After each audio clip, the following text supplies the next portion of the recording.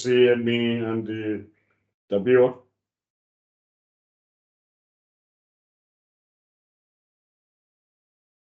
Are you on mute?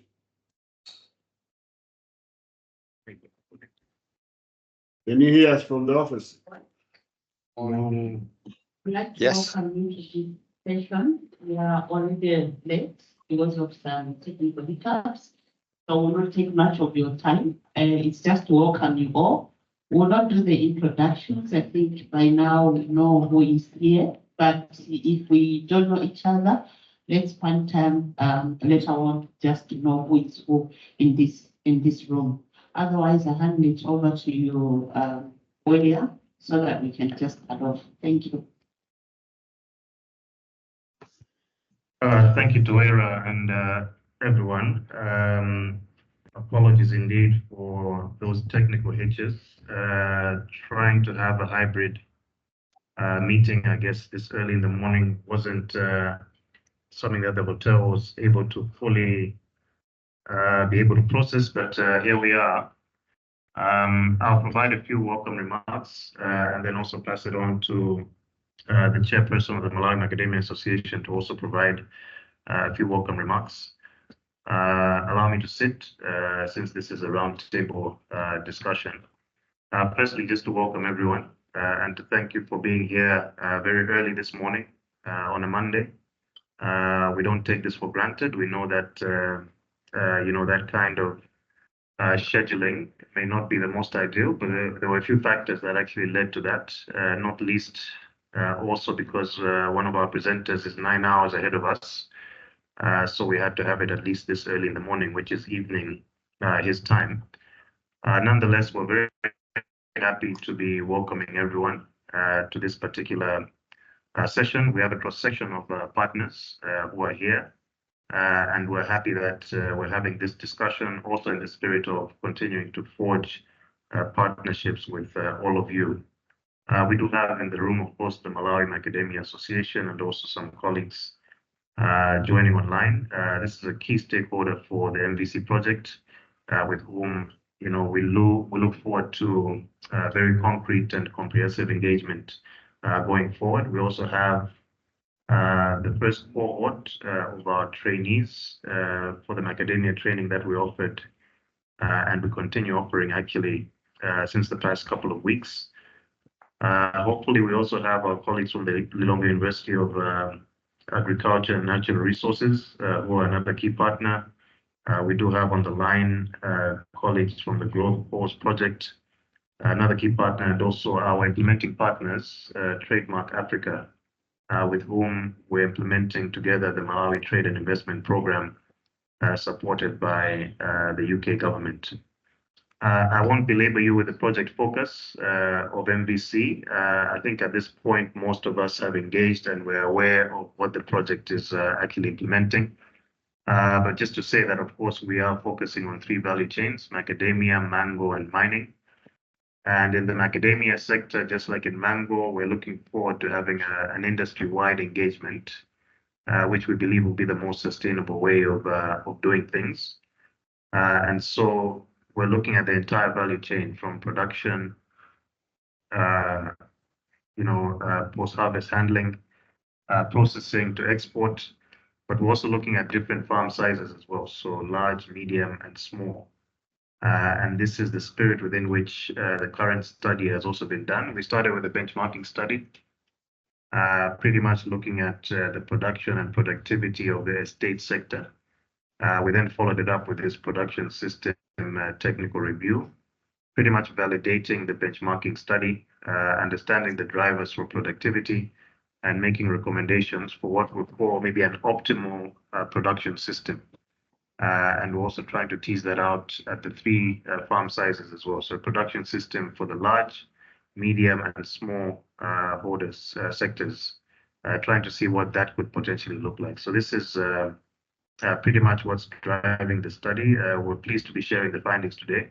And we're also very keen to hear from you, your comments, validation of the findings, any insights as well that you can also share. This study is very important for our programming. It's going to form a very important part of what we'll be doing going forward. as a project with all of you, our key partners. And so we do look forward to your valuable feedback. With these few remarks, again, we look forward to some fruitful deliberations this morning and seeing how best we can jointly work together to take the academia sector forward. So thank you very much for your attention. Thank you.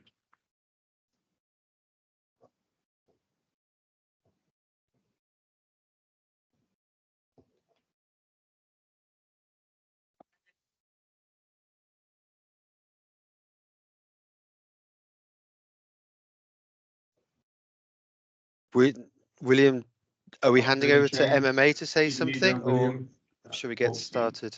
Thank you for hosting this event, and we are looking forward to or what it is you'll be presenting today. I'm sure it's relevant and very much glad to be a part of it. Thank you.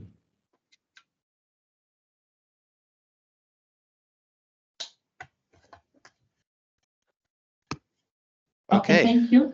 I think now we'll go straight into the presentation of the findings on production systems, the technical review.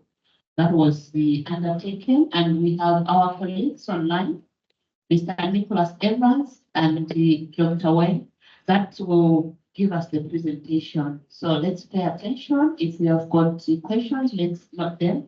I think there'll be time for discussions. Thank you.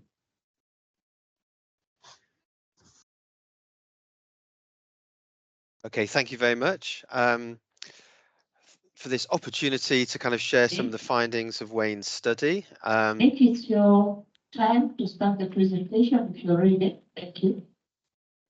Okay. Yep, we're going to start now. Yeah, we can't hear Nick.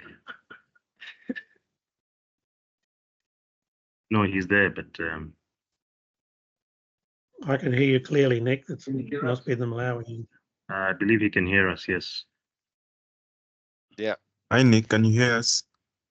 I can hear you completely fine. You can hear us fine. Yeah. He says you can hear.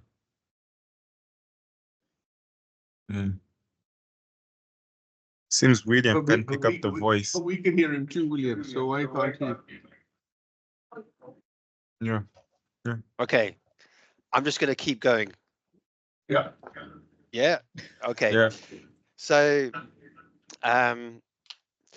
yeah, so Wayne and I are very keen to share the results of his study with you. It's kind of in two parts. I will go through some of the work that we did on the benchmarking of the industry, and then also the main outcomes of his study from his field work.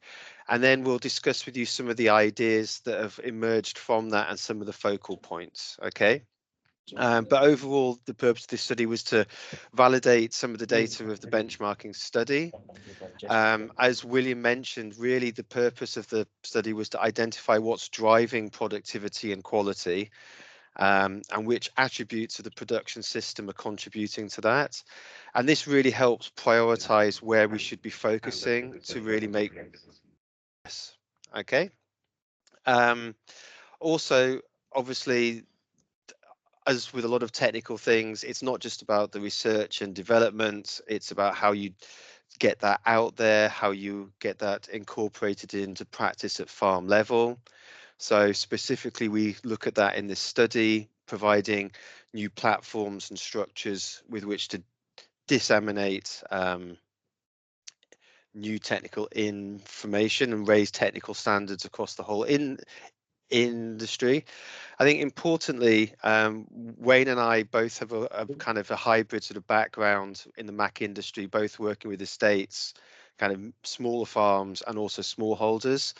And because of that, we give special attention to the realization that different types of farms have got different needs and they present different contexts.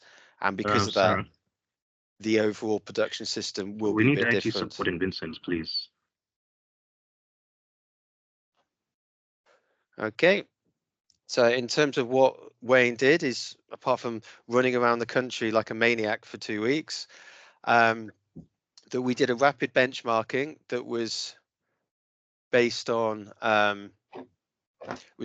in industry data that's submitted to the MMA on an annual basis. and we looked back, I think, 4 or 5 years for that. So we got 5 years worth of data from the MMA. This benchmarking approach very much emulates how the other major origins assess their productivity and performance. Australia do this, I think, every other year, and South Africa also share a lot of industry data so they can see what direction they're going in. And this really helps for farms to understand where they are on the spectrum of productivity and quality, and enables them to start questioning why. So I think it's a really useful tool. And then the survey that Wayne conducted with William covered all 3 regions. 4 estates were visited, 2 irrigated, 2 rain-fed, 4 mid-sized farm, 3 farmer organizations, and 8 smallholder farmers. So this gives quite a kind of, it covers all the, well, not all, but like a lot of the different types of farms that were there in the production system in Malawi. So in terms of the main findings of the benchmarking, I'm just trying to run through this quite quickly because I appreciate that we've started quite late this morning. Okay. Yeah,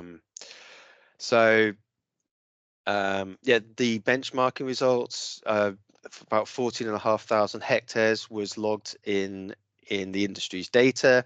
Interestingly, 45% is immature, so under 6 years old. It just shows how much growth there is yet to come from the industry, from investments and hard work that's been put in by the industry in the last 5 or 6 years. Wayne and I think that this will more than double the volumes of crop coming out, largely because a lot of this immature crop is under irrigation and appears to be at much higher productivity levels as to the rain-fed crop. So there's going to be a sizable amount of additional crop coming through the system. Interestingly as well, there's the companies involved in the MAC sector at very different points of their productivity cycle and their company cycles. There was a very wide range of ratios of young to old, like mature trees. This is indicative of there's a large number of very young companies in the system, and there's a large number of companies that are turning over their crop at like 5 or 10% a year or something.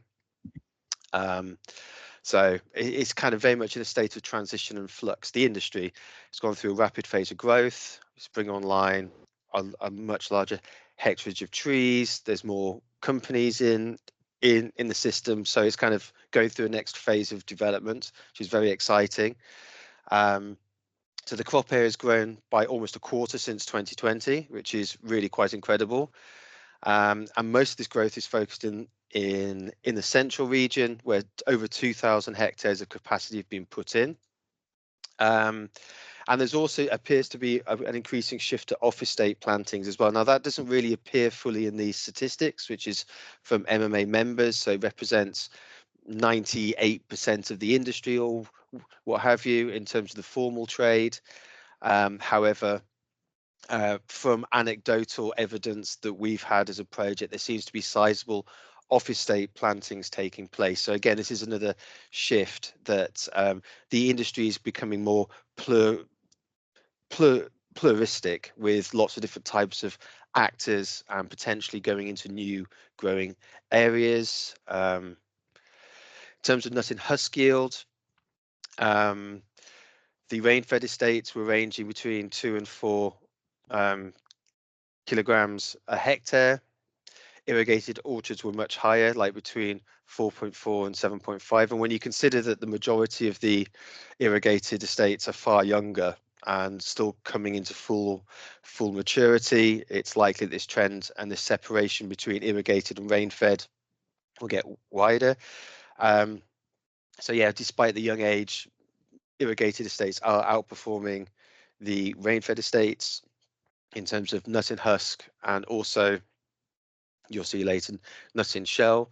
It's interesting to point out that the smallholders at the tail end of the graph. Yes, this is what the benchmark looks like. It's basically the stats that are the data that's provided, listed in going down. And you can see there's quite, it's down in steps, and you can kind of generally see a trend that the irrigated estates are submitting the data at the top end of the graph. The rain-fed estates have got quite a big spread in the middle, but even if we just look at the spread on the rain-fed estates, they run from 2,000 to 4,000, so some are actually getting twice the productivity of others.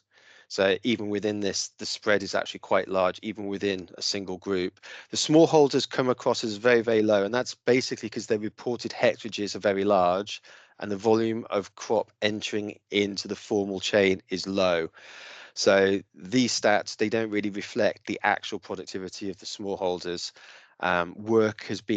Some suggestions have been made to the industry of how to improve the statistical collection so it's more representative of the smallholder actual performance.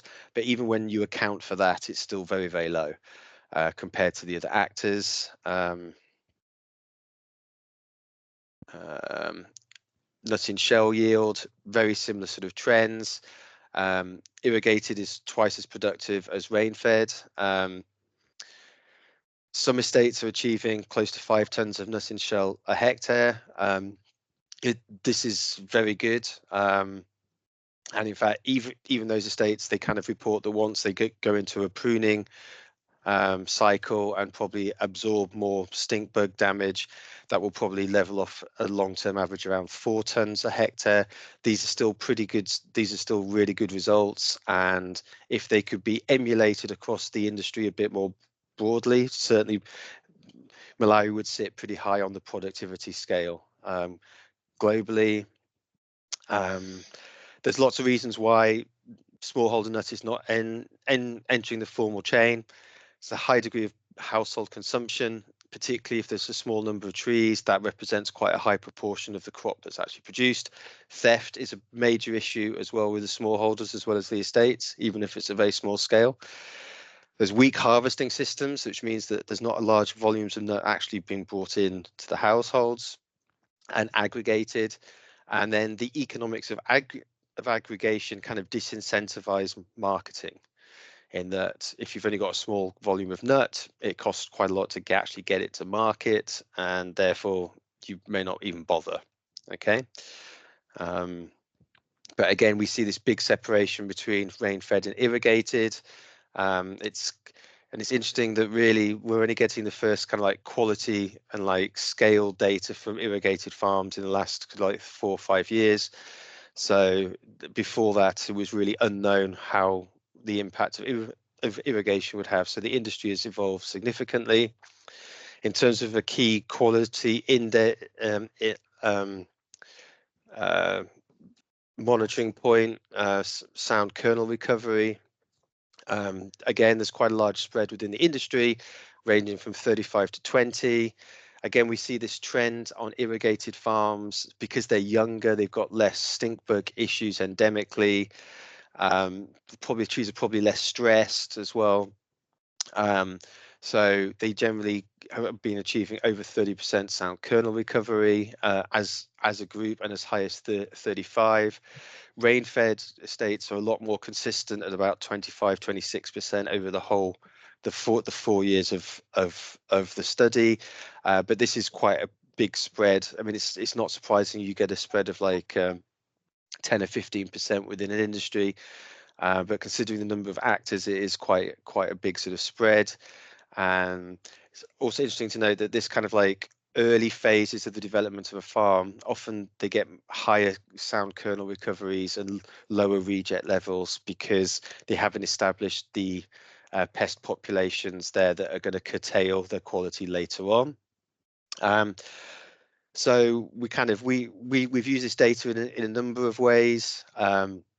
Firstly, to kind of develop these kind of like farm yield models, which help us plan out and help medium scale farms plan their investments more accurately, project revenue from the farm and productivity of the farm more accurately. So we've set up 5 different scenarios for macadamia, just low input, low output, sort of like a smallholder scenario, probably under the current sort of smallholder conditions, commercial rain-fed, commercial irrigated, which are kind of like these mid-sized farms with staff, and then professional rain-fed, professional irrigated that you see on the estates. Okay, and that models out the farm over 20 years and is kind of a tool to explore different options of how to develop the farm and how to structure the investment in a farm.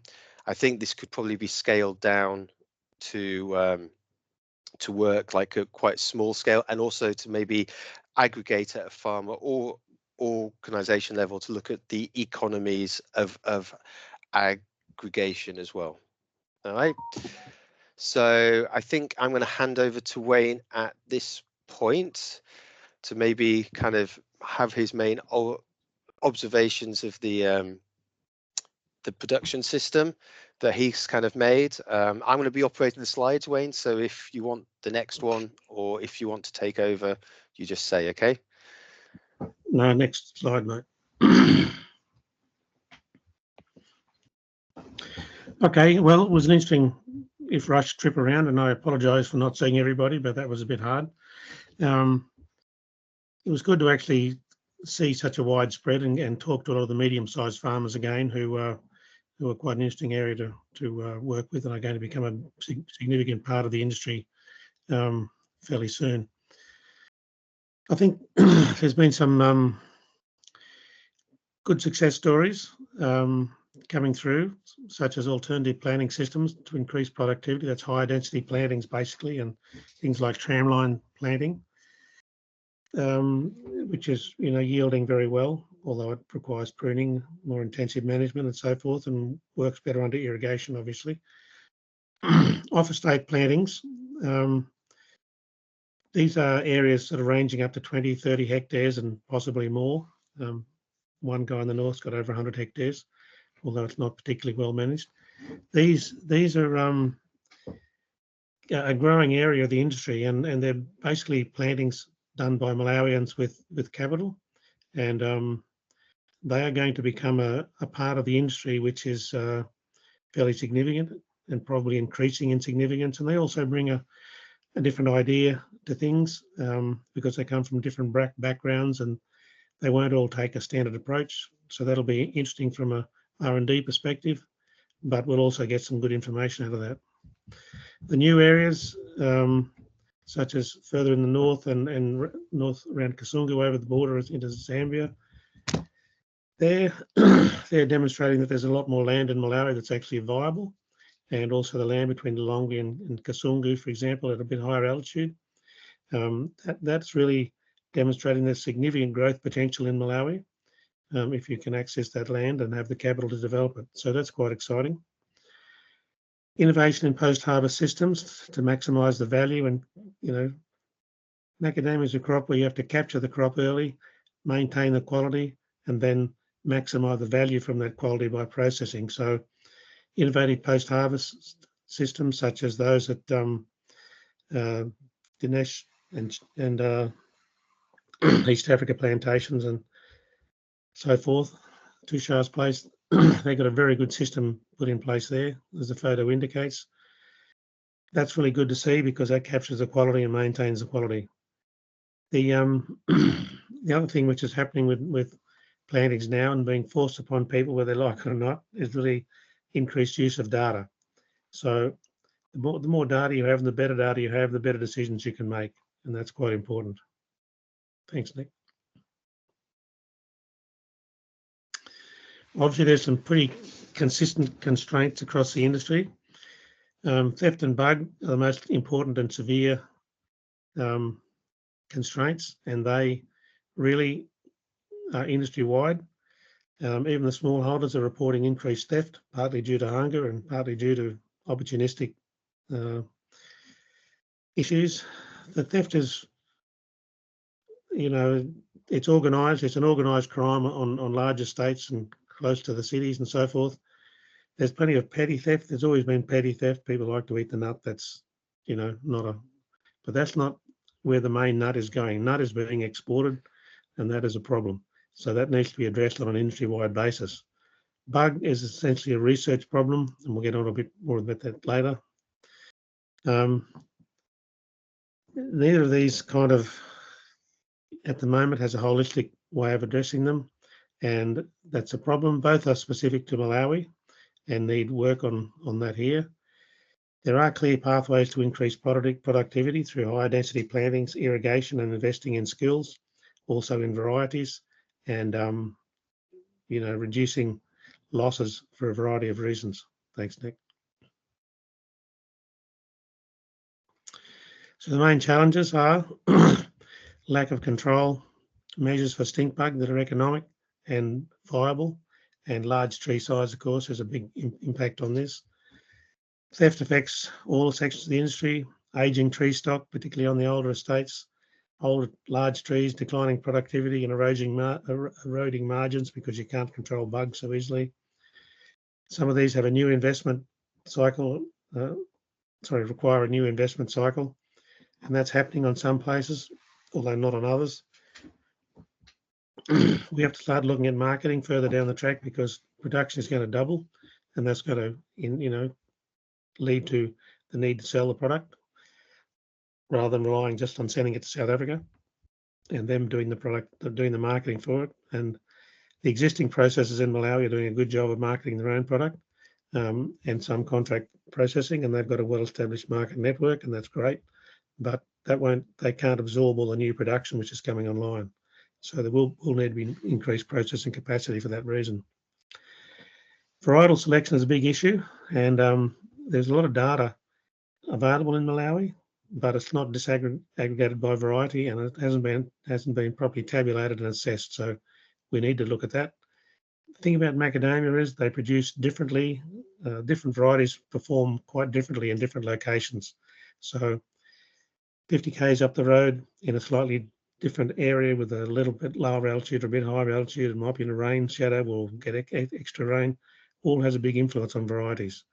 The one key factor that came out of variety trials in Australia, which went way down the east coast, basically said, you've got to select macadamias for your area. And they spent 20 years assessing varieties in many locations. And the key thing to come out of it is you can't rely on almost any one variety in any one location. So that's a pretty tough gig to deal with across the board. But Malawi has a range of varieties which are performing well. And if you speak to people who are turning over some of their older orchards and stuff, they're all moving to a different varietal mix to what was there originally, based on their observations of what's doing well and what's not doing well. We have to collect that data, analyse that data properly, and make better recommendations. We also have to then start the process of developing better adapted varieties within Malawi for Malawian conditions, and that we'll get onto that later. The medium and smallholder farmers, of course, are under financial stress, a lot of them. And, we spoke to a number of medium-sized farmers who kind of planted macadamias on a bit of a whim. And now they're going, well, okay, that's nice. What do we do now? And I think there's quite a lot of scope there. It's a developing section of the industry.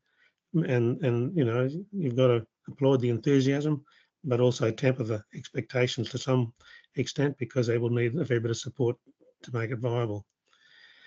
Smallholders, there's an awful lot of smallholders out there and they do a great job of eating macadamias, and that's really valuable nutrition-wise, and they've got healthy kids, etc., healthier kids.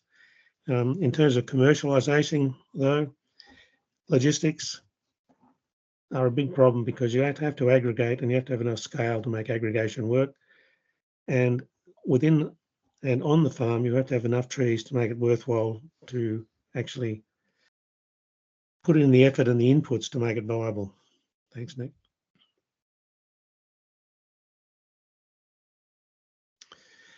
So alternative planting systems enables higher productivity by area and an earlier revenue stream. If you look at the tramline type systems that the Tropha have employed, they're returning much higher yield at a younger age. Sure, they're going to need more pruning. Yes, they need more input, but your return on capital is a lot quicker. So under irrigation, there's a strong economic case for that, despite the capital required. If you're investing the capital, then you really need to, be prepared to do a high density planting and get a lot better outcome. Now 8x3, 0.5, or even closer will give you a larger number of trees. It's pretty basic that if you have more number of trees fruiting at the same time, you'll get more nuts, providing they don't crowd each other. So pruning becomes much more important, but that's an adaptation thing and a training thing. So, you know, the yields can be achieved. Smaller clones such as A4 and 791, you know, they've got a higher input requirement. 791 flowers anytime because it's a hybrid, and that's, you know, a parent issue. But they also demonstrate the productivity that can be achieved when you plant them in high densities. And that's very important because when we're selecting new varieties, we want to be planting at high densities because we want that high yield at an early age. And you're going to have to rethink the way you're growing macadamia. They may not be a 30-year crop. They will not be a 30-year crop at very high densities. It'll be a 15 to 20-year crop maximum. And that's not a problem because you'll have made your money and you can move on to the new varieties which are coming out, which will be higher yielding anyway. So land is a constraint on existing particular estates in the south. The smallholders generally are restricted by land, especially in the south. Some of the smallholders in the north have a lot more land and they can do a better job. But we also see smallholders in the south who started out with a few trees and they come and ask us, can we get more trees? Because we know we need more trees to make it viable to grow macadamia. Thanks, Nick.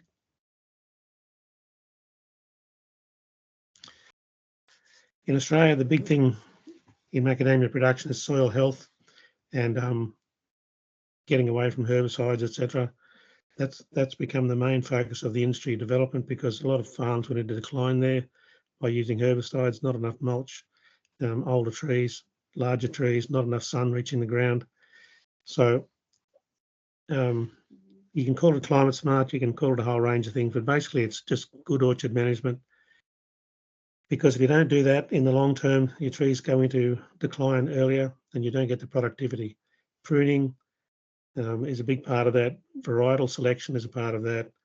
Maintaining tree size at a much smaller scale, starting pruning much earlier, thinking differently about pruning. Don't prune up from the floor, orchard floor, prune down from the top.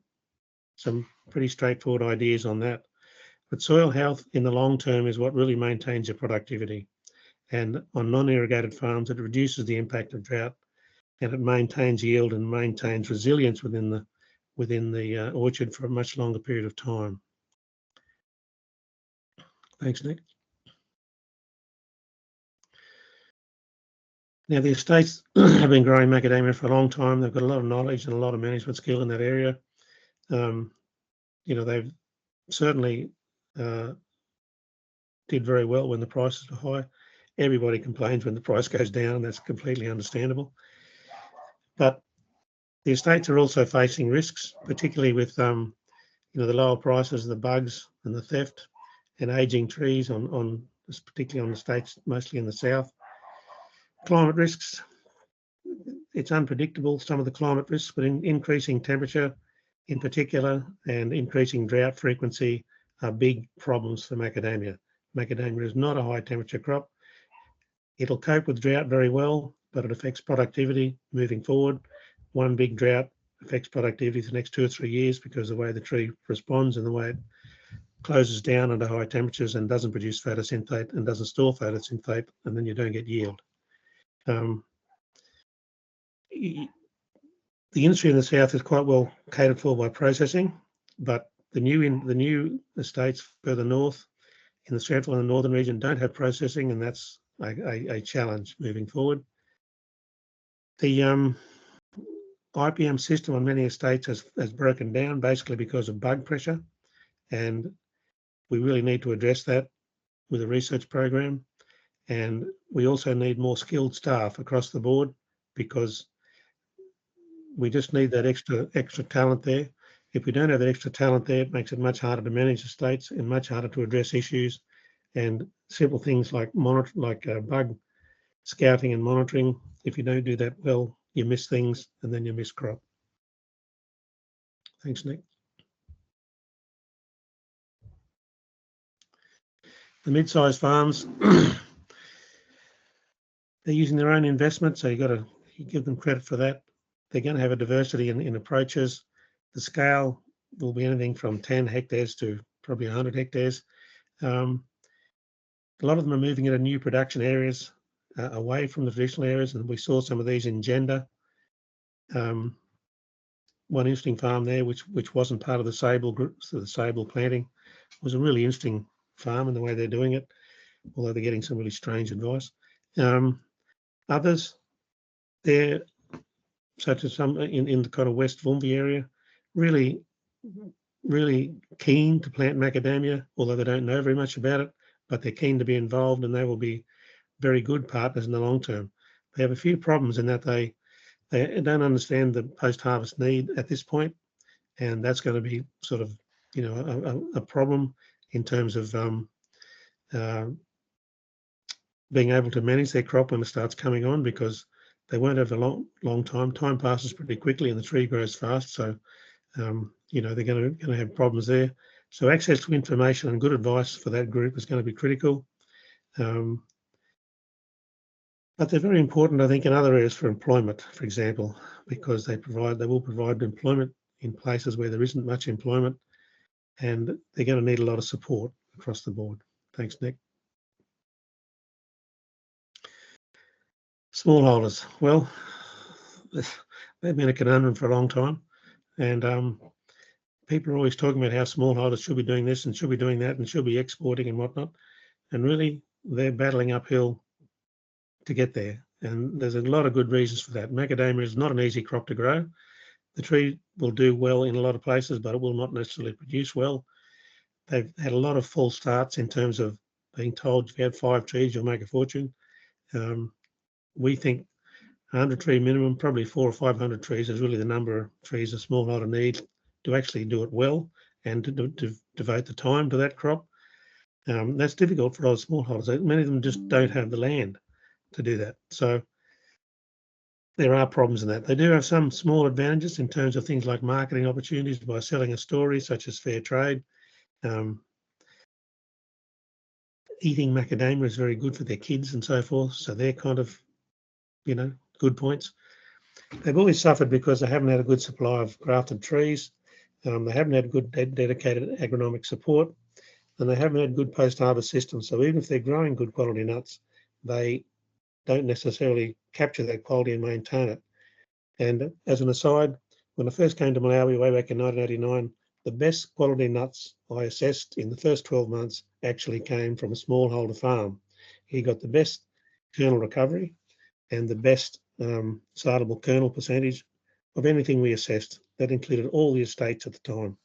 Now, you know, it's a single data point in a big data set, but it demonstrates that smallholder farmers, and particularly those with a few more trees and those willing to put in the time, can do a good job. So we shouldn't discount them out of hand, but we know there's 11,000 or something smallholder farmers out there, but the majority of those are never going to enter a you know, export value chain under the current state, but a lot of them could enter an export value chain with the right support and some encouragement.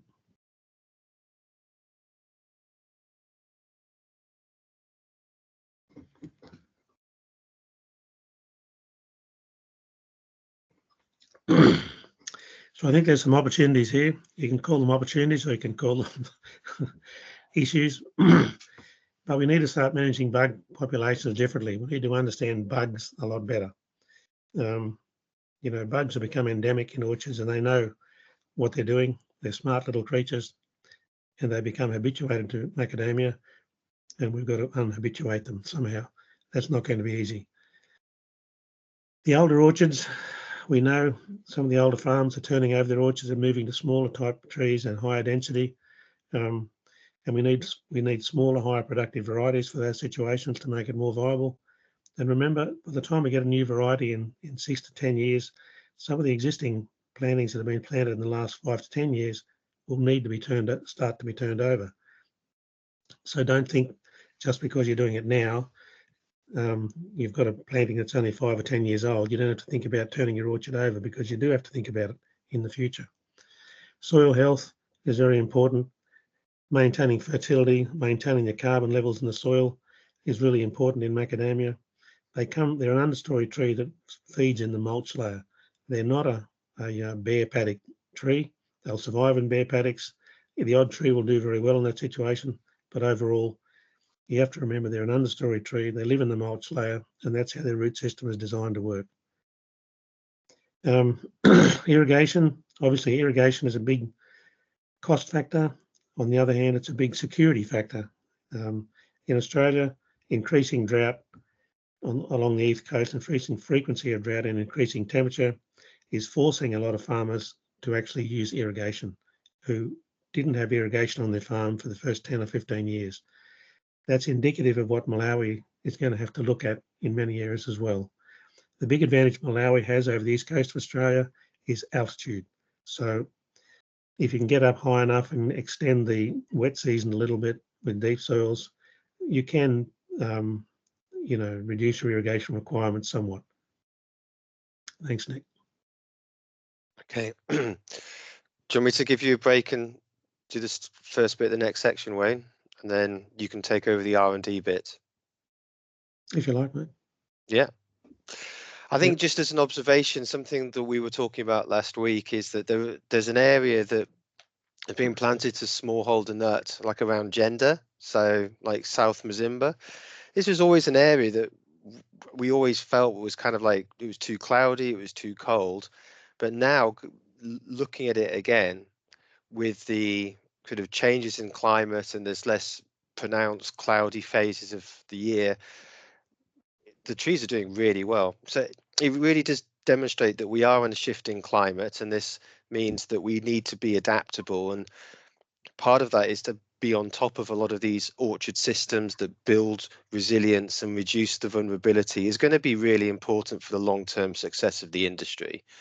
So this is why I think we're kind of keen to get this sort of orchard management approach front and center, because it enables a whole pile of different techniques to come together and adapt to what's really needed in an individual location.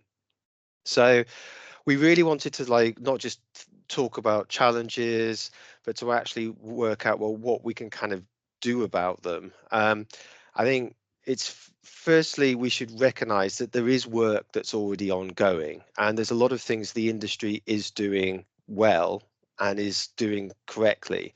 So I think for us as MVC, we want to enhance this momentum that's already in the industry. And the MMA, which was kind of evolved out of the Tree Nut Growers Association 3 or 4 years ago, is already restarting a lot of work on technical issues that kind of needs to be consolidated and supported further for it to have the impact it needs to. So MMA is arranging sort of technical events, it's running field days, usually alongside industry meetings, but also on the side as well. A lot of the farms are currently getting expertise from South Africa, particularly on new investments and stuff. That's partly because they're kind of using different techniques, incorporating irrigation, which weren't historically part of the Malawi production system, but now are. I think that may be evolving with a second generation of irrigated farms now appearing. There's more expertise in the country now and experience in the country that could maybe reduce the dependence on external consultants. Having said that, bringing in ideas from other origins is really useful. But most of the estates, they have in-house training programs. They are sort of some of the more progressive estates are kind of doing R&D at a small scale. They're trialing things, observing things, but for the real value of those investments to be brought out, it'd be much better to put it inside a kind of program where those results could be disseminated. The trials could be designed in a kind of a robust manner. At the moment, there's a lot of technical resources out there for macadamia from various origins and sources. A lot of people are assembling these themselves or doing independent research. I was really quite amazed in the medium scale farmers that we've been working with so closely over the last month or so, that the number of them that are just doing their own research and finding their own resources, their own manuals, they're watching videos. So there's clearly a hunger for kind of resources and knowledge materials, and maybe like to collect them in a single location. But this also has led to like a kind of limited standardization, because with a wide range of sources from a wide range of origins, people are not getting a complete picture of what's going on. And because of that, there's no real standardization of advice. Whenever, and I think Wayne, maybe on your trip, you maybe saw this, there's a lot of different spacings, varietal mixes, intercrops. There's a lot of different variables out there, which makes it difficult to give kind of more generic, straightforward kind of advice. Yeah, so in terms of the gaps we've kind of identified, is that there's an absence of sort of like a one-stop shop, somewhere to go where you could get information on nutritional stuff and pests, establishment, how to plan the farm, maybe some tools and stuff like this. It's all very fragmented. So one thing is to kind of like bring things together, and we kind of seen that in the medium scale farms, is that people are planting without really planning for post-harvest, or they're planting without a clear plan on irrigation, for example. So they're kind of operating in a slight information vacuum, which I think MVC could kind of help fill. There's clearly, it's not just that people are making bad decisions, it's also that their options are very limited. And particularly in the small and the medium-sized farms, access to planting material is actually quite a big issue, not in terms of numbers of trees, but also being able to order specific clones in specific numbers to be delivered on a specific day. And this is because I think there's only a handful of commercial scale nurseries in the country. And this is definitely one of the issues that you have with the decentralized nursery system that's under a lot of strain. There's a large demand for trees, for cheap trees. And because of that, nurseries really struggle to produce the right clones in the right numbers to meet that demand. And because of that, you get a large number of suboptimal clones getting planted out because that's all they have left in the nursery. So this is something that really can, if you want to address varietal issues, you have to address the nursery issues. That's and you see that in estate. One of the main things that I see differently from the way the estates and everyone else is doing it is the systematic way they're planting. They know which lines are what clones. They can monitor the productivity from that. It's easier to manage the trees, it's easier to manage the fields if it's systematically done from day one. And these are things you can't change later, right? So this is something really important to get right. And often people are making these decisions before they have experience of growing the crop. So they can't do it from an informed perspective. People are mad keen to plant trees, but then there's not so much focus on actually how to commercialize this crop. And that's another big departure between the estates and all the other actors, is that the estates are very much focused on when revenue will come in, how revenue will come in, and how aggressively that comes in. So that's clearly a big gap and differentiation between the two production systems. The estates are very much revenue focused. Everyone else plants trees and then expects the market just to be there, which is not the case. Not with macadamia, which is purely, your access to market is to do with quality over productivity. Okay. William, I see you have your hand up. Yeah, I just wanted to check how many more slides we have to go. There's some members in the room that have some time constraints, so sorry that we started late, but just to get a sense of how many more slides and how much more time we'll need. Thanks. We've got like 5 or 6 more slides and we'll run through them quick. Okay. Okay, thanks. Yeah. We'll provide the slides. I mean, some of the stuff on the next couple of slides is quite detailed. We won't have time to go through it in much detail, really. Okay. So we're starting to kind of like basically as a project start to look at how to kind of like work with partners and to get these kind of resources together. We think that the MMA website is obviously a go-to location for everyone in the industry, so it needs to be kind of enhanced through this kind of work. We're thinking of producing a kind of landing page which collates all the information on macadamia in one location to kind of have a go-to resource. Revising manuals, having themed industry seminars and field days. So working with the MMA to bring in experts and to identify themes and to develop content for those type of events. And like, but another thing that I think we need to really think about how extension and advisory can be done on a sustainable basis. I think many of us in the room would have had experience of extension systems previously, and we know that they're very expensive to run. And we know they're very time consuming and they can be of limited impact. So we think that having kind of alternative approaches, leveraging things like WhatsApp groups and building communities of people where it can share challenges, solutions, like seasonally based things can be promoted, could be really, really useful. And from just running a couple of groups for less than a month, the mid-sized farmer ones are really, really active, and this is a good way of engaging people. So we've kind of designed a bit of a concept of the different kind of like actors.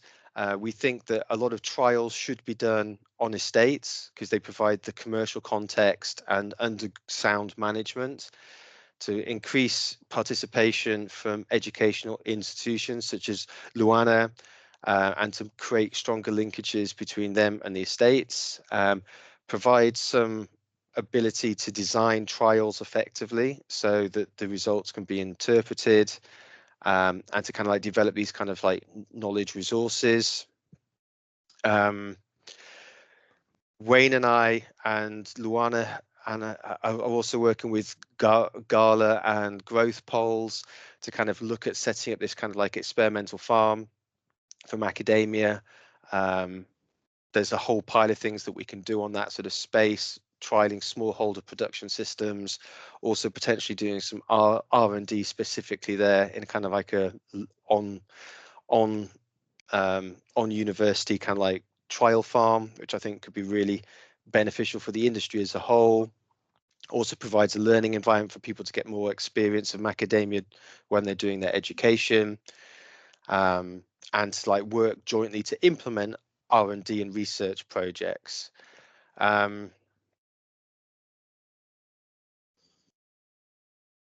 skip that one.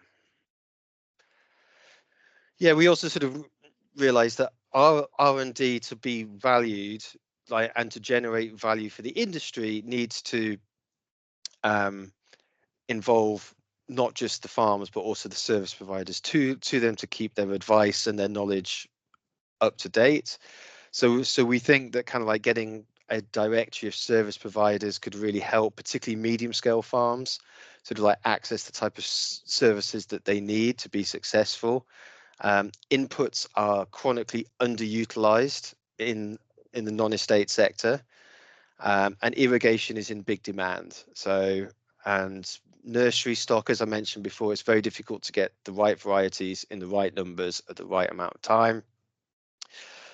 So Wayne, maybe you take these last couple of slides on the R&D. Okay, I'll try to be quick. I think we need a partnership approach between estates, input dealers and projects, etc. As Nick mentioned. There's a lot of work we can do with a bit of supervision to get very good outcomes. Bug control is a great example because some really good work's been done on that in the past in Malawi, but it hasn't really been taken forward. We need to do that. There's a lot of good information out there. It needs adapting to Malawian conditions, and we need the linkages to training institutions, academia, etc., for sustainability. Thanks, Nick.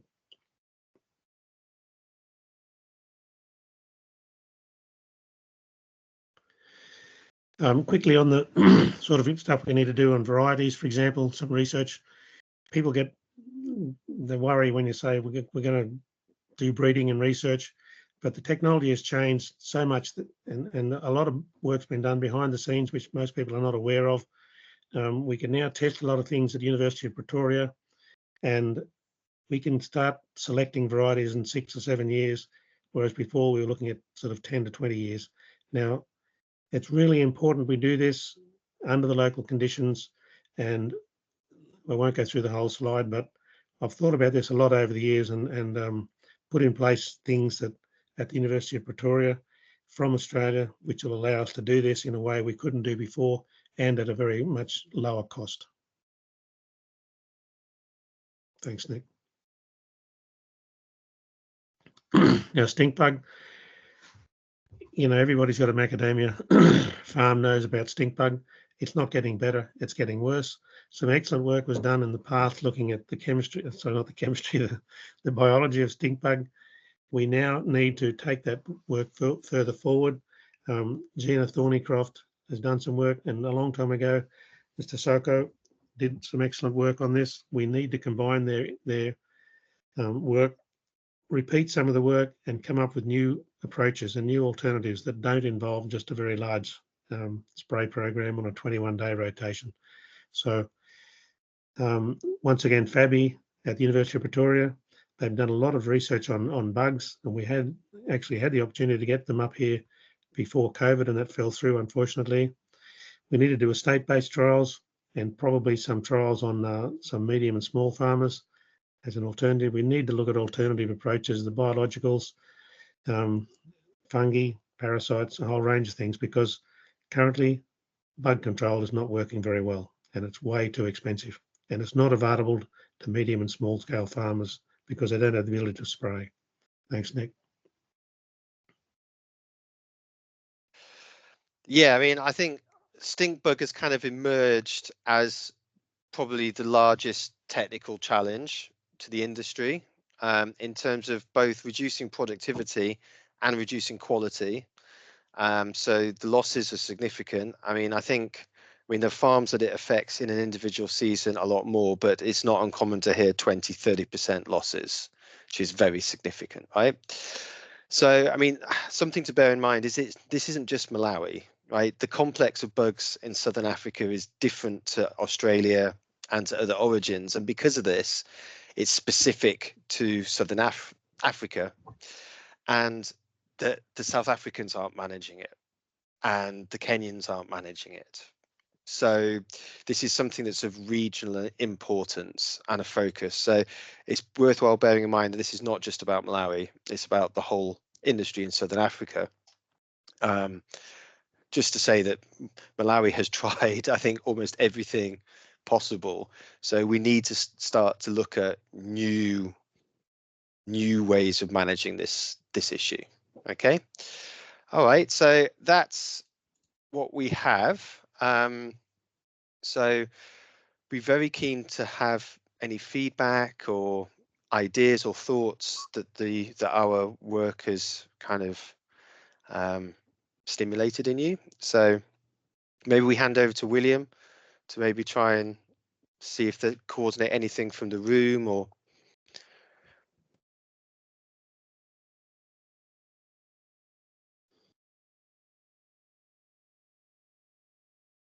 Presentation. I think, yeah, we should open it up for inputs. Maybe we can start with Jimmy, if you have any immediate reflections on the presentation. I think there's a mic on that side.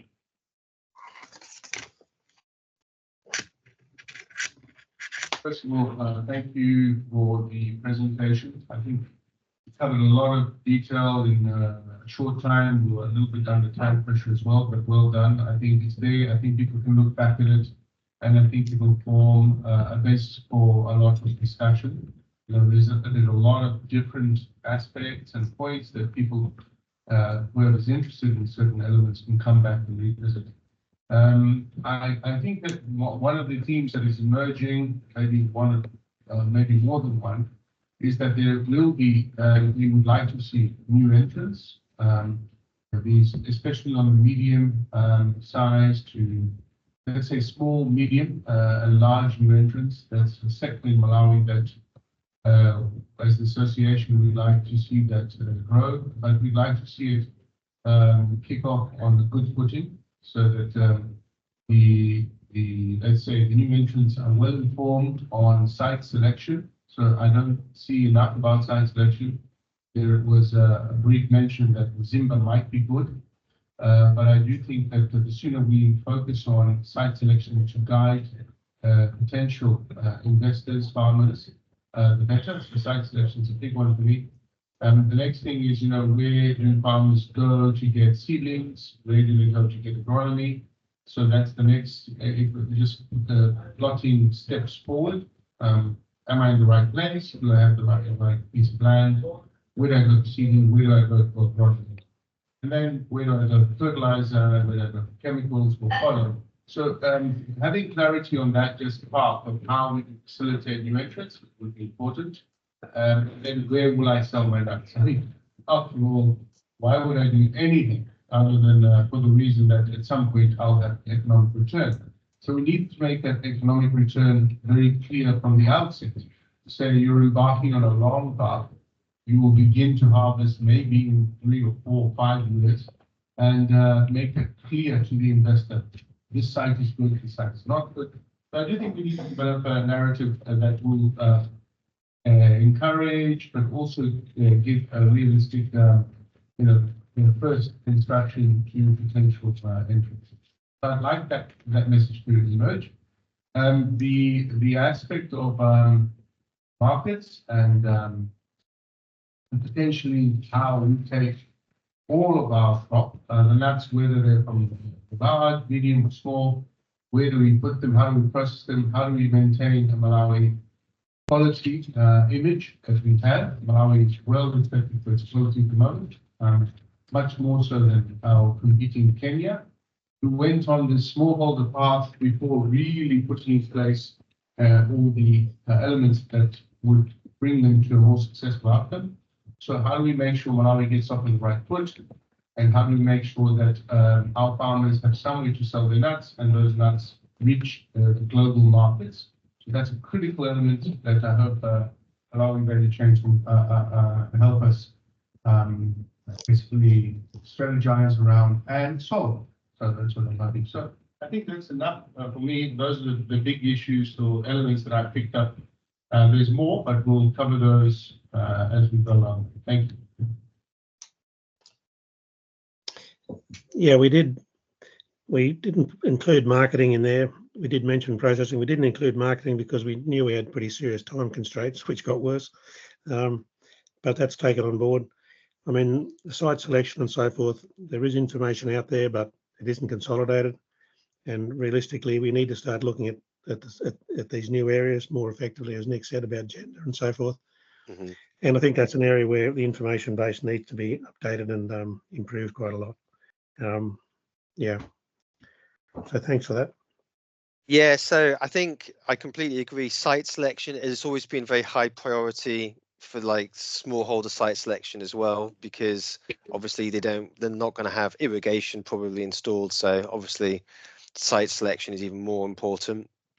I think what Wayne was mentioning about the analysis of the varietal data that's already in the country, I think can really help define site selection and make site-specific clone recommendations, kind of akin to how they've done it in Australia, which they have like a list of clones for each for each growing area that they recommend. We could maybe look at that as well. On the markets, yeah, I'd just like to concur with Wayne. We were actually going to put a third section into this presentation, but we felt that markets and quality to attain markets and like that origin and reputation is almost like a separate themed event. So I'm hoping that we'll have something specifically focused on that.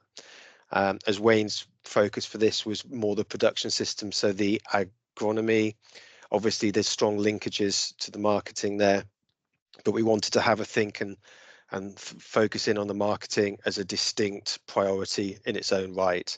Because obviously if there's things like on processing, there's things like on markets, there's things on clonal selection which feed into that, which are commercial. So if this is more like the agronomy side, we wanted to have something that's more commercially focused. So I'm hoping that we'll try and arrange something in the not too distant future on that. Okay.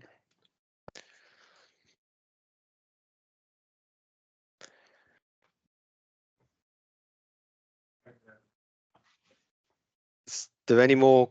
Sorry, yeah, I just want to come back to site selection and why I honed in on it.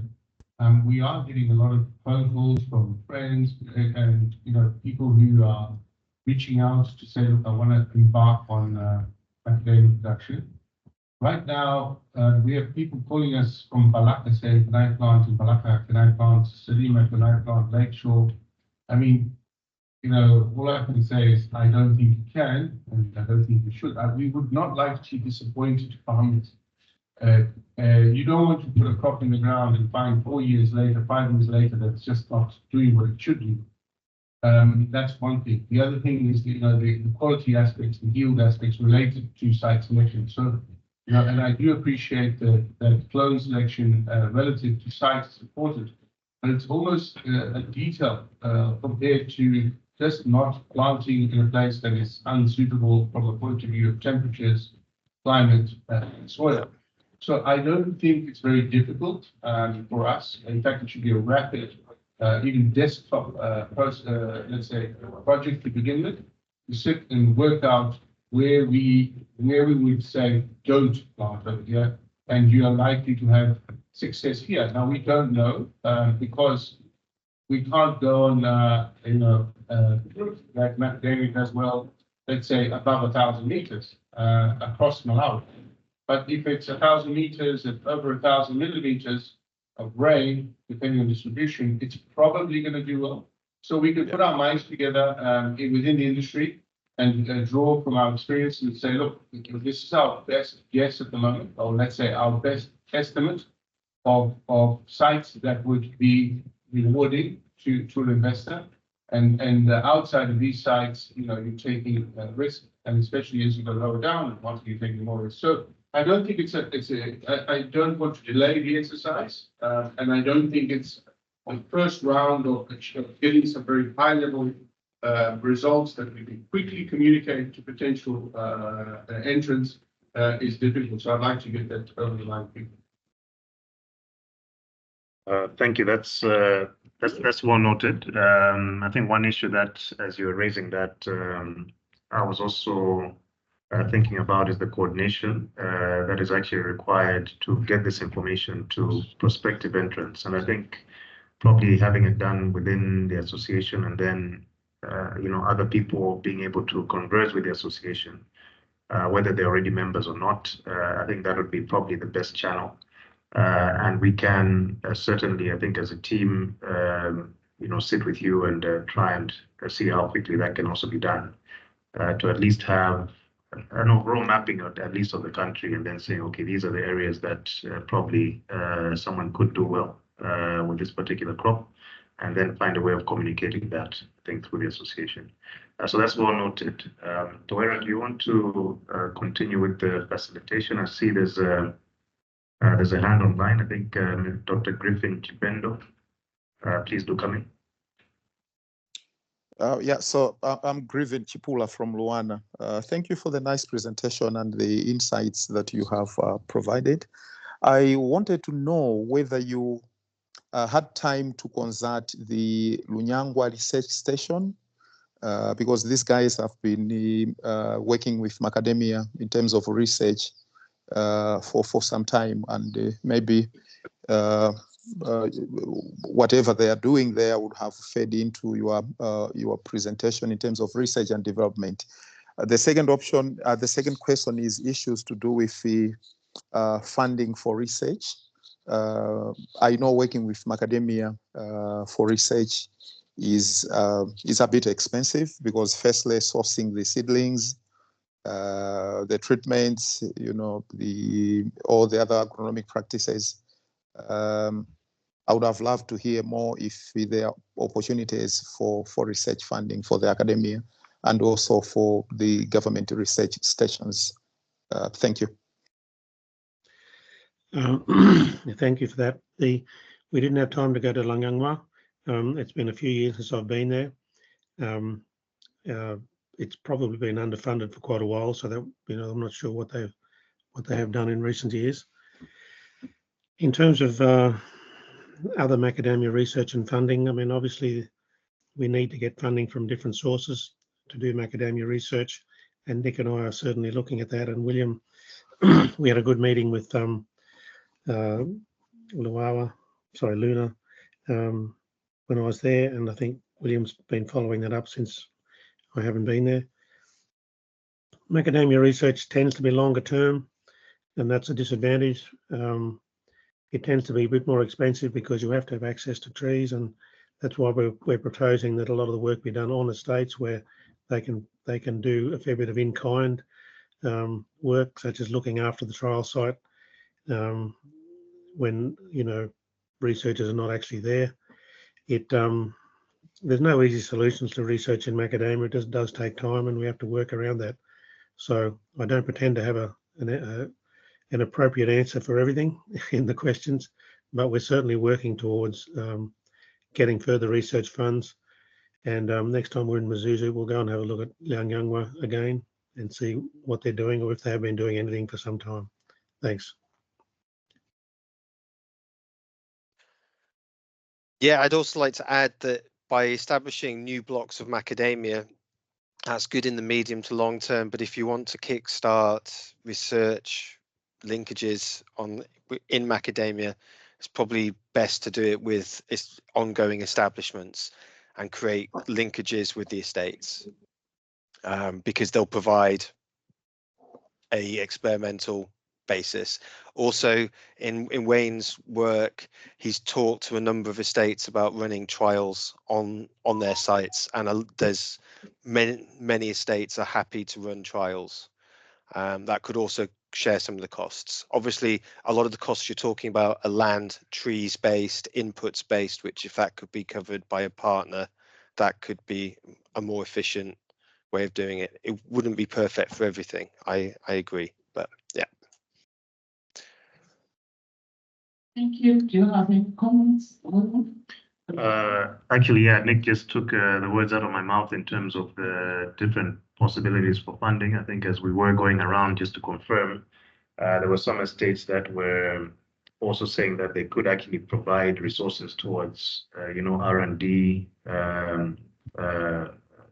engagements going forward. And I think that's one section of funds. Obviously, there'll also be need for, looking at what government is actually doing, what is actually programmed, and then other public sources of funding as well.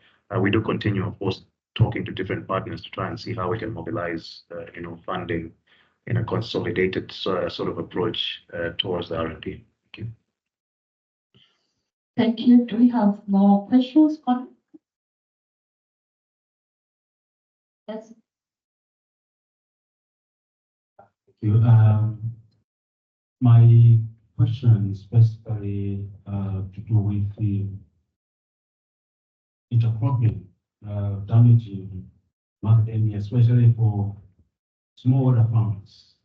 I was wondering if there's work being done in developing short varieties that can occupy at least smaller space than the top varieties that we have, so that our farmers continue to put in intercrops for food security. As we all know that the land we have will not expand. That I would be implementing it. Thank you.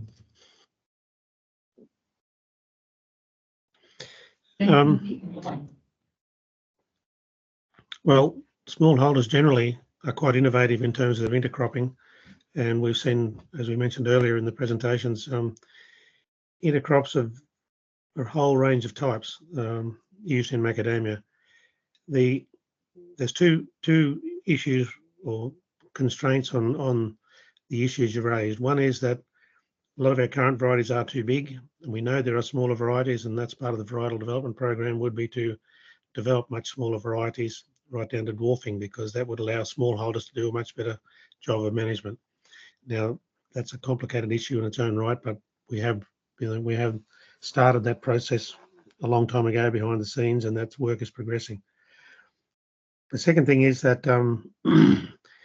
intercrops don't necessarily damage the trees, depending on how it's done. They can damage depending on how it's done and so forth. We would like to do more research on that in terms of more economic drivers for intercropping, such as things that are going to get a return, as well as the subsistence type crops, such as maize. It's a complicated area to work in, and it does take time to do it. So it's certainly not, it is on the radar and has not been forgotten. And that's part of the work with Carla and Lunar on that. It's actually an interesting area to work in, but it's also an area where you don't get results in a short period of time. But so far, many farmers have been quite innovative in what they've grown in their crops, everything from pineapples to coffee to maize. And, you know, the farmers we saw at Gender, for example, the smallholder farmers, they've got wide spacings, they're multiple cropping, everything from finger millet through to maize to sweet potato to groundnut. So, I mean, it's occurring already, and it could certainly be enhanced with a smaller tree size, and we're working on that as well. And I think this also highlights the diversity that you need in the production system, because there are smallholders who want to have a macadamia orchard, and there's people who want to plant a macadamia orchard and intercrop for 5 years but then switch it over to macadamia. There's also people who want a permanent space to do intercropping. So there are multiple different ways of doing it, which, yeah, all of which there are examples of in the country. I think intercrops intercrops are presented as they offer a second income for the field, which is true, but there are sacrifices to be made with an intercrop. You get less area for both macadamia and the intercrop. So, I mean, where I've seen farmers economically benefiting the most from intercrops is when they do something quite intensive like chilies or paprika or something horticultural, which is obviously like a high return and a small area, but there's loads of different ways of doing it. So yeah, I think for intercrops it's about getting the principles right. Okay. Just so you know, I put 2 suitability maps in the chat, and then I put a link. I put a PDF document, and that was, I think, released. That paper was released, I think, about 18 months ago, from a Malawian UK-based PhD researcher. And that's probably the most detailed suitability study there's ever been of macadamia in the country. So in terms of having that kind of quite clear guidance as to these areas are not suitable, these areas are suitable. But basically it's the lower Shiri, the Shiri Valley and the Lakeshore. They're the areas that are just too hot and too dry, even with irrigation. Okay. So we can already start to make some of those recommendations. Yeah, climate change has meant that altitude is becoming much more important. The length of the dry season is very important. So once macadamia was successful at 600 meters, it's now creeping up more towards 900 meters.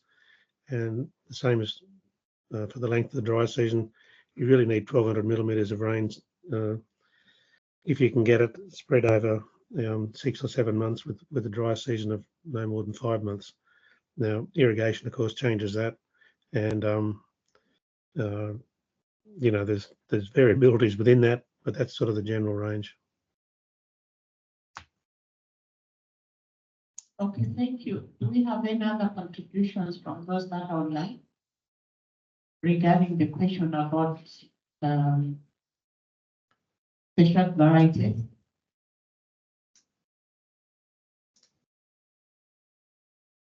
Okay, thank you. Any comments from you?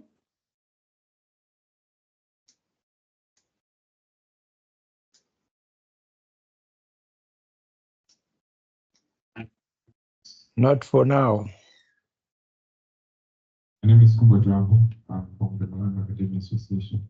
I just wanted to find out how many smallholder farmers and medium-sized farmers you're working with, and what's your categorization of small and categorization of medium. Thank you.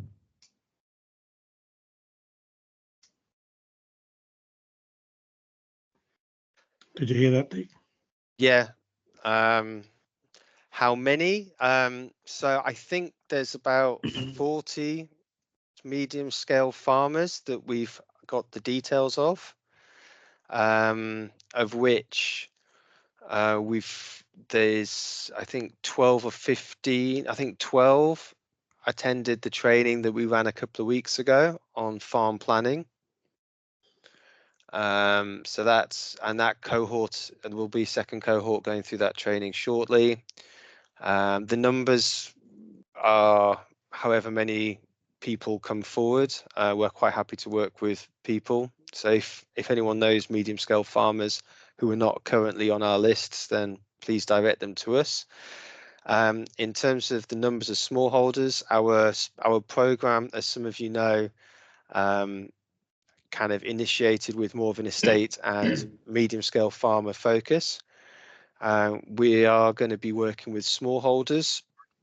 We're still developing that area, but it's likely to be Himacol. You know, we've talked with Sable about working with their smallholders, and we were involved in a meeting at Gala a few weeks ago because they're looking to also develop smallholders. So we're looking to kind of like support work with smallholders as well. Not fully defined yet. In terms of where you put the boundaries, I mean, this is endless debate. I would say that a smallholder, I would say the medium scale farmer starts from about 3 hectares up to, I don't know, it's a very broad church. So our definition for our project goes up to about 100 hectares. Yeah, because at 3 hectares, 4 hectares, you start to have the economy of scale to be able to have equipment, to be able to have staffing, to use inputs. Below that, you require very different kind of services, and you work at a different economy. So I would say that. So you could also use numbers of trees. So we use like a dual definition, which is area stroke number of trees. So we work on about 750 trees, I think it is, to be defined as a medium scale farmer. Because obviously it's different planting densities, right? So if you just use areas, then someone may sound really big, but doesn't have very many trees. Yeah. And that also kind of echoes like in Kenya and in West Africa on tree crops, you have this distinction between people growing over about 2 or 3 hectares. Okay, and anyone less than that is obviously smallholder. Okay, if that answers your question. But I don't like to put completely fixed boundaries. In some ways, it's to do with the approach. Like, for example, on Max, 3 hectares irrigated, professionally managed looks very different to 3 hectares rain-fed at low density. So it's a little bit to do with the approach and the attitude of the farmer as well. Okay, that's the way that I look at it.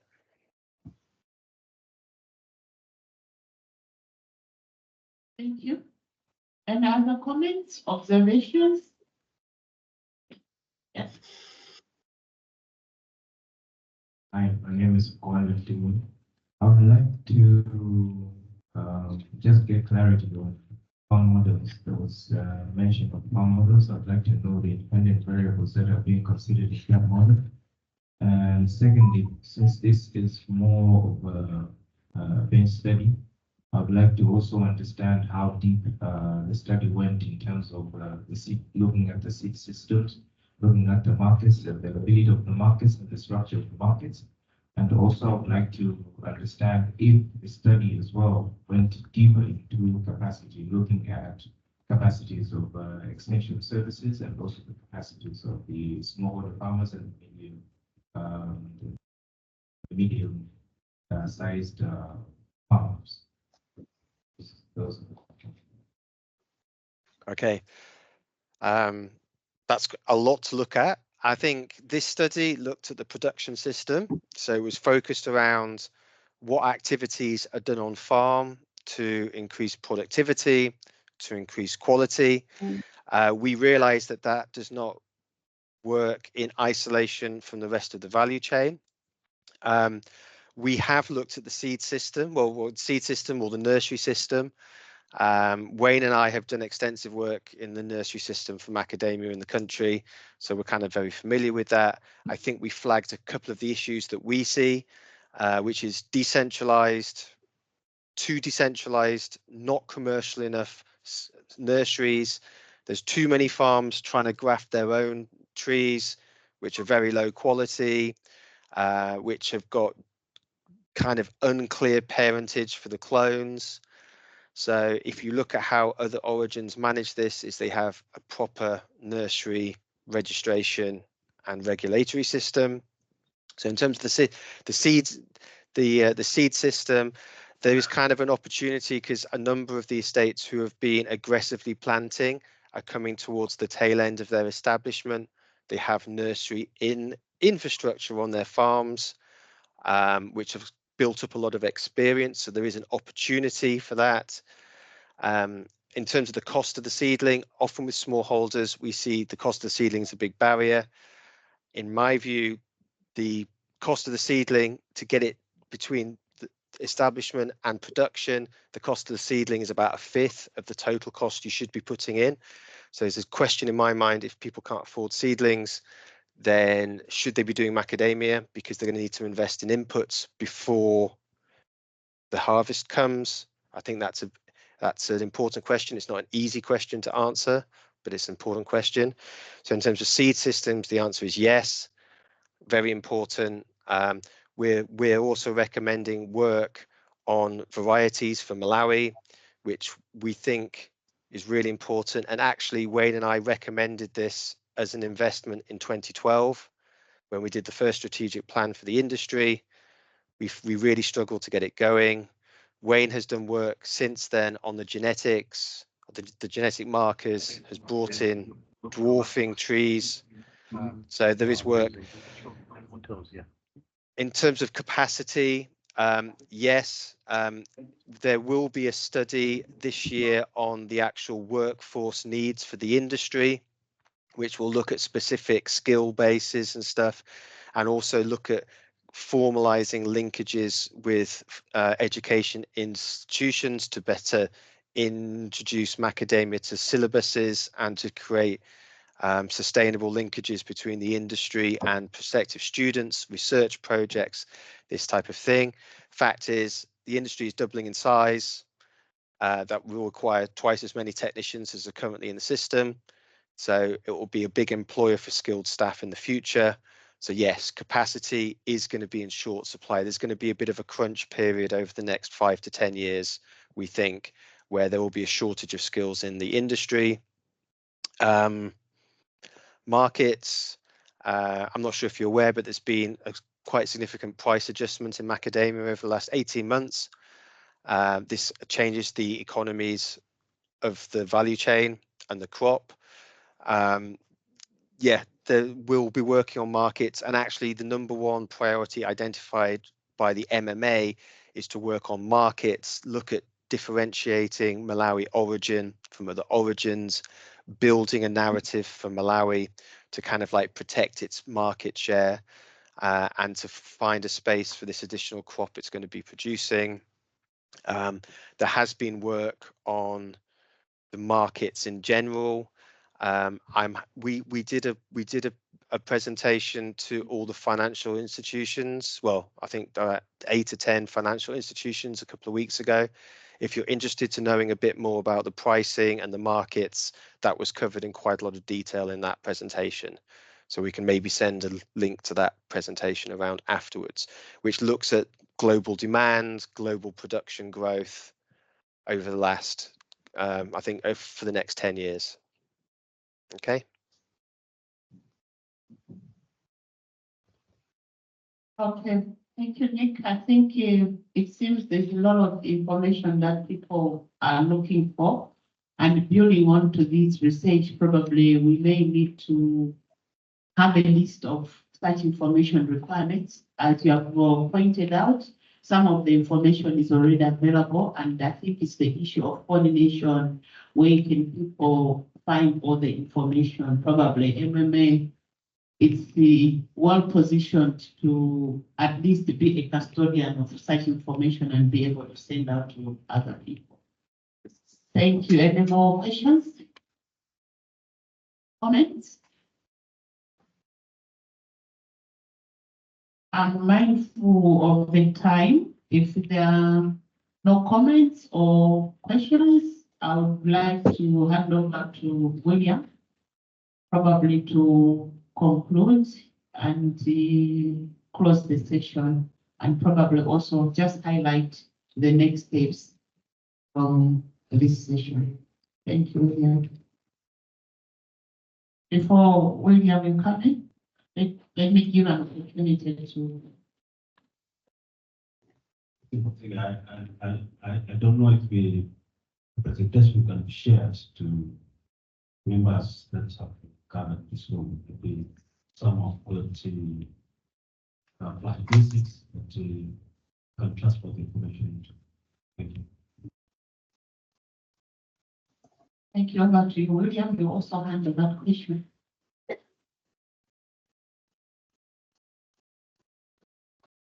Thank you very much. Let me start with that question. We will be sharing the slides. So we have been, of course, getting details of everyone in the room in terms of your email and open mobile as well. But for the people that are online, in case we don't have your full details already on file, I'll just ask that maybe before we close the session, maybe you can just drop your name, email, and mobile number and organization that you're representing as well in the chat, so that at least we have all those details. And so we'll share the PowerPoint presentation from today. As Nick has mentioned, we also made a presentation to the financial institutions a couple of weeks ago.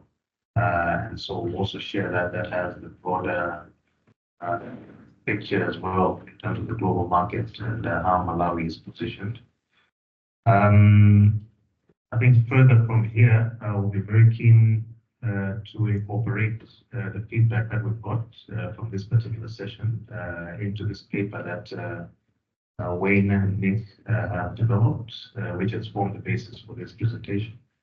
So apart from the PowerPoints, of course, once we've finalized that particular paper, we will also be sharing that with you.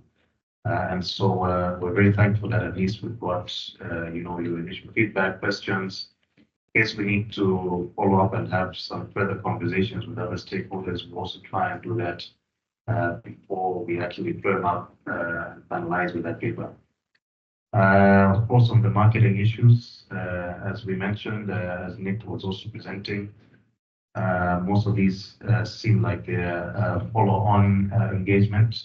This was mostly focused on the production system. And so as we go forward, we'll also be looking into that area a bit more. And if we need to have some further conversations as well, I'm sure that we'll regroup so that we can have those particular conversations. But for us, the results and the findings of this study are very important for our programming, as we mentioned at the start. So these will be feeding into our work program going forward. And we'll continue liaising with you, the different stakeholders, on how best, craft different pieces of engagement that are coming out of this particular study. But for us, I think it's highlighted quite some important issues. Some of them are quite urgent. And also from the discussion today, I think we've already started responding with some of them. We do look forward to working with you to make sure that we have a very comprehensive engagement that actually assists the industry develop in a coordinated way, but also in a very sustainable way going forward. So to this end, really just to thank everyone for coming. Apologies again for the very shaky start, but I guess all is well that ends well. We're happy that we've had the conversation And we're sure that this is not a one-off. It's just the start of a continuous conversation that we'll be having as we develop the industry together. So thank you very much for everyone being in the room, and also to our colleagues that joined online for also joining, and for what has been a very productive discussion. We'll look forward to keeping in touch as we take forward the steps. Thank you very much.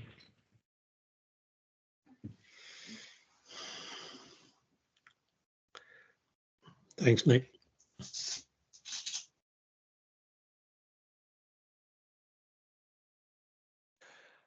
Okay, yeah, thanks everyone for spending your time with us this morning.